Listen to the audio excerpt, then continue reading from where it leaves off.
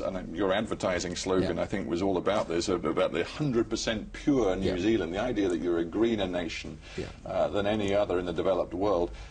That already isn't true as your population does slowly rise, and it's going to get worse. Dr. Mike Joy of Massey University, a leading environmental scientist in your country, he said just the other day, he said, we are delusional about how clean and green we are.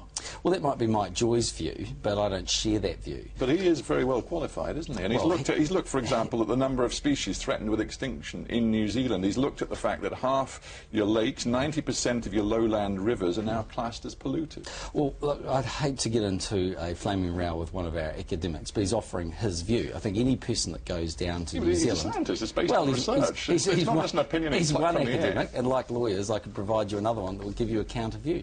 If anybody goes down to New Zealand and looks at our environmental credentials and looks at New Zealand, then for the most part, I think in comparison with the rest of the world, we are 100% pure.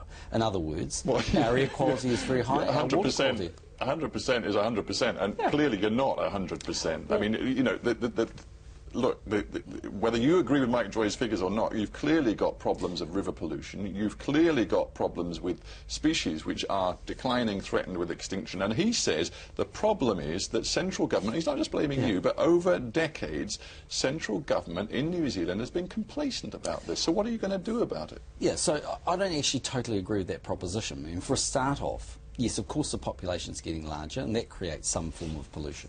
And yes, we have a large agricultural base, and so as we've become intensifying our dairying operations, that's had some impact on our river quality. Now, what the government has been doing is demanding much higher environmental standards. So actually, for the most part, you jump in any New Zealand river or stream, you go and breathe the air, and you walk up a mountain, I'd argue with you that if you don't believe it's clean and green, then you need to show me a country that's cleaner and greener. Well, I hope someday I can have the opportunity to do at least some of that. It sounds attractive, but let's actually, you've talked about farming, let's get deeper into this farming issue. You talked about Australia and the fact that it's outstripped you in growth terms year upon year recently because it commands vast commodities and minerals wealth, and it's tying itself very closely, frankly, to the Chinese and emerging Asian economies to make very big profits.